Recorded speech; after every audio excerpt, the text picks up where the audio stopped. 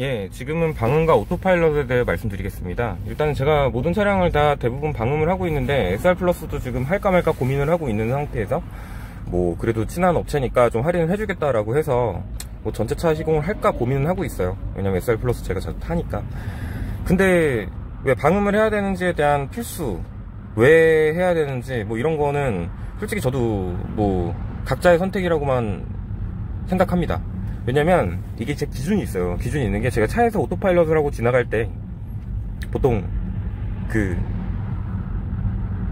내부에 일단 기본적인 앰비언스 소음이 작은 거, 그리고 진동이 없는 걸 굉장히 중요하게 생각을 하는데, 이유가 뭐냐면 지금 이 정도 속도에서 옆에 사람 목소리가 데시벨을 높이지 않고 격양되지 않고 얘기할 수 있는 게 되게 중요해요. 그리고 또 한 가지는 전화통화 중에 제가 전화 영업을 엄청 많이 합니다.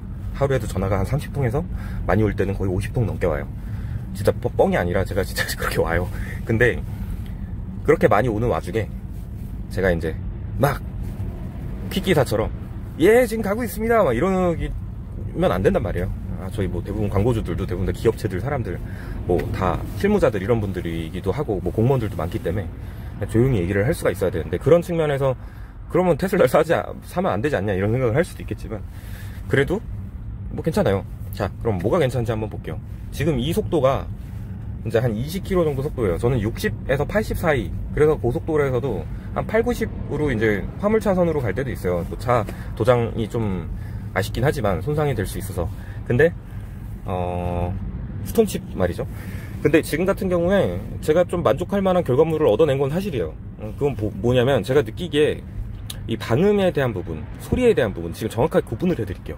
자, 첫 번째로 방음을 왜 했냐. 제가 이제 바닥 방음까지 전체 풀시공을 한 거는 큰 의미는 없다라고 생각을 한 게 있었던 거예요.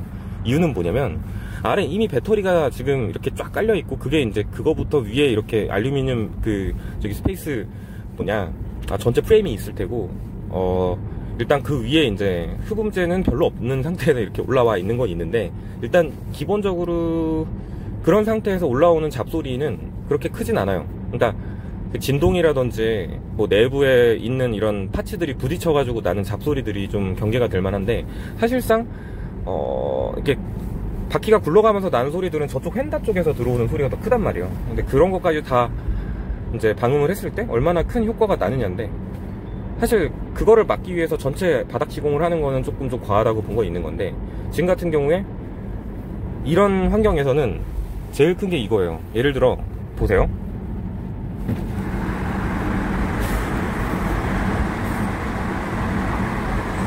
굉장히 느리게 오시네요.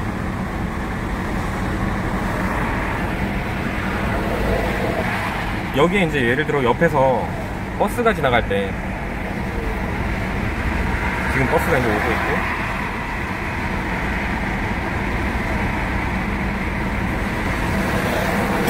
네, 이 상태에서는 사실 뭐 통화나 뭐 이런 게 뭐 불가능하잖아요. 근데 일단 문을 닫았을 때, 일단 저런 기초적인 큰 옆에 차량의 그 엔진 소리라든지 노면 마찰 소리 이런 게 거의 안 들리는 건 사실이고요. 지금 또 좋은 건 지금 60km인데 지금 여기 아래로 내려와 보면 주변 방음이 얼마나 잘 되는지를 알 수가 있어요. 지금 이렇게 들어왔을 때 사실 이게 소리가 판단이 안 될 경우에 제 목소리가 얼마나 커지는지를 보시면 알아요. 목소리가 커지면은 이게 방음이 잘 된다는 얘기고, 그러니까 이제 전체 오디오 오토 레벨링이 될 때 제 목소리를 조금 더 담을 수가 있는 거죠. 근데 이제 위로 올라오면서 이 유리에서 나오는 소음들, 기초 소음들은 어쩔 수가 없어요. 이건 못 잡아요. 왜냐면 테슬라 유리가 뭐 조금 고급차를 타시는 분들은 아시더라고요. 저는 뭐 잘은 모르는데 이중 접합 유리랑 무슨 뭐 이렇게 소음 차단이 되는 그런 유리는 아니에요. 그래가지고 좀 심지어는 밖에서 통화하는 내용도 좀 잘 들리는 편이거든요. 그래서 기본적으로 어차피 다 방음으로 막아봐야 결국은 유리에서 소음이 들려온다 이렇게 생각을 해요. 그렇다고 유리에다가 흡음재를 달 수도 없고 유리를 바꿀 수도 없는 노릇이기에 어느 정도의 소음은 감수하고 타야 된다고 생각을 하고 있어요. 일단 그 정도를 말씀드리고 싶었고요. 일단 저는 이제 스피커에 대한 건 그렇게까지 고급으로 안 했어요. 뭐 사실 몇십만원 수준으로 작업을 한 거라서 일단 들어주기에 좋다 뭐 이 정도지, 사실 이거를 가지고 스피커를 꼭 작업을 해야 되냐, 방음을 해야 되냐 이렇게 말씀하신다면 저는 굳이 필요 없으신 분들은 안 하시면 좋아요. 안 하셔도 전혀 상관이 없어요. 뭐 모델 3는 기본적으로 밸런스가 잘 맞춰져 있는 차라고 하니까, 그리고 듣기에도 괜찮았는데, 다만 이제 미세한 소리라든지 좀 풍부한 소리 이런 것들이 깨지지 않고 들리는 걸 원하시면은 이제 핵심적인 스피커를 바꾸시면 좋은데, 뭐 이번엔 모델 3는 여기도 이게 머리 옆에 바로 있기 때문에 이 그 스피커도 핵심이라고 봐요. 그래서 이거나 이거 세 가지를 하면은 뭐 좀 효과가 있겠죠. 뭐 서브우퍼는 뭐 그 사실 그 퀄리티 차이는 그렇게 저도 잘 못 느끼고요. 일단 저는 그런 이유로 그냥 방음을 합니다. 그리고 신경이 많이 쓰여요. 모델 X가 지금 제가 방음 일부가 되어 있는데, 모델 X도 방음 작업을 다 했지만 거기에 이제 일부 파츠들이라든지 이런 부분이, 모델 X가 그래도 파츠가 굉장히 많잖아요. 그런 부분이 약간 이렇게 부딪히면서 난 찌그럭거리는 소리들이 있단 말이에요. 근데 그 소리가 정말 많이 신경이 있어요. 심지어는 지금 볼트 하나가 돌아다니는 것 같은데 이쪽 문 쪽, 조수석 문 쪽에서 돌아다니는 것 같거든요. 이게 쇠 볼트도 아니고 너트도 아니고 이 플라스틱 조각 같은 게 이렇게 굴러다니는 소리예요. 근데 그게 진짜 너무 신경 쓰여가지고 한번 다 뜯어봤는데도 안 나왔어요. 근데 그런 거 같은 게 이제 생긴다는 거죠. 근데 그런 거를 막아주기 위해서는 이 방음 작업을 이제 하는 거죠. 지금 이제 80km대인데 80km대에서 이 정도 방음은 저는 만족을 하는 편이에요. 자, 방음을 실력을 한번 보죠. 저도 그 안에는 안 내려가 봤지만 일단 제 목소리가 크게 들리고 주변 소음이 먹먹하게 들린다면 방음이 잘 된 겁니다. 여기도 마찬가지일 테고요. 이제 위로 올라오면서 얇은 소리들이 들리면 이게 바로 유리 소음입니다. 그리고 보통 바람이 새 들어오는 소리들은 이런 데서 나요. 이런 데서 이 몰딩을 프레임리스니까 살짝 밀어보면 씩 하고 바람이 들어옵니다. 뒷좌석, 뒤쪽, 뒷좌석, 아래쪽.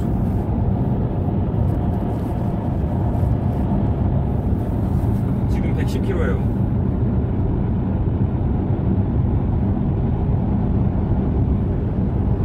(110km에서) 기준을 삼으면 좋을 것 같고요. 일단 지금 오토파일럿 좀 본격적으로 사용하면서 이제 더 이상 운전보단 오토파일럿 위주로, 어차피 저는 이 차를 편의와 업무와 실용을 가장 중점적으로 놓고 샀기 때문에 오토파일럿으로 다녀오면 이 차량은 또 FSD 차량이라 앞으로 많이 기대가 돼요.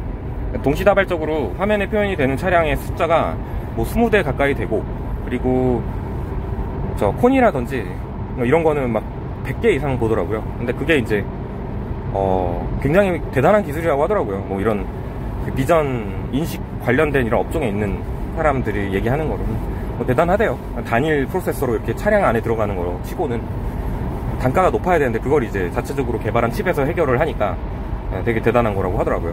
근데 일단 중요한 게, 그러면 과연 모델 3의 하드웨어 3.0과 하드웨어 2.5랑 그럼 현격하게 차이가 나느냐, 뭐 이런 부분으로 봤을 때는 아직 아니에요. 지금 저도 계속 경험을 하고 있지만 하드웨어 3.0이 그렇게 아직까지는 뭐 뛰어나다고 느낌을 받은 적은 많이 없어요. 저는 되게 이게 그 인식 자체가 높아졌으니까 굉장히 섬세하고 예민하게 이거를 할 줄 알았거든요. 근데 비슷해요, 아직까지는. 근데 일단 더 많은 걸 보고 있다라는 거는 시각적으로도 표현이 되고 하니까 앞으로를 기대해 볼 수 있겠죠. 그리고 그 차량마다 오토파일럿이 다 달라요.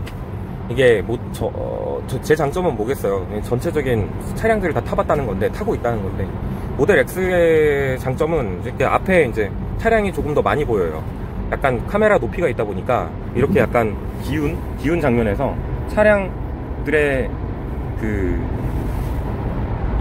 보여지는 그 숫자가 많거든요. 오토파일럿 하면 여기 있고, 아무래도 높이가 높다 보니까 더 많은 차량들을 본다라는 게 있는데, 오히려 길을 좁게 봐요. 길을 좁게 보고 차량이 크니까 차선 유지가 잘 안 된다 이런 게 있고, 그리고 차량마다도 앞에 차를 얼마나 잘 인식하는지가 레이더나 뭐 이런 것들이 잘 동작을 해야지 이걸 잘 보는 건데, 가끔 동작을 안 하는 애들이 있어요. 큰일 났다.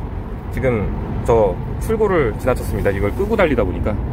자, 그러면 예, 그냥 뭐 크게 루트를 어긋난 건 아니니까 다행이고요.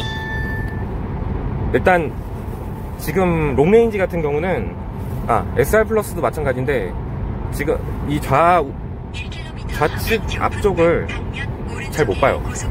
그래가지고 약간 차를 제가 이제 의도적으로 브레이크를 밟아줘가지고 오토파일럿 해제를 한 적이 많은데 지금 이 차량은 그런 게 거의 없네요. 모델 S 90D가 지금은 오토파일럿이 가장 잘 되거든요. 그건 이제 하드웨어 2.5고요. 근데 아무튼 지금 오토파일럿은 뭐 계속 다뤄왔던 내용이고 뭐 내용에 대해서 그래도 그 매번 업데이트 될 때마다 어느 정도 세부적으로 말씀드렸으니까 이 정도만 하고요. 저도 이제는 가야 됩니다. 그러니 여기에서 여기에서 끊겠습니다. 진입로에선 위험해요.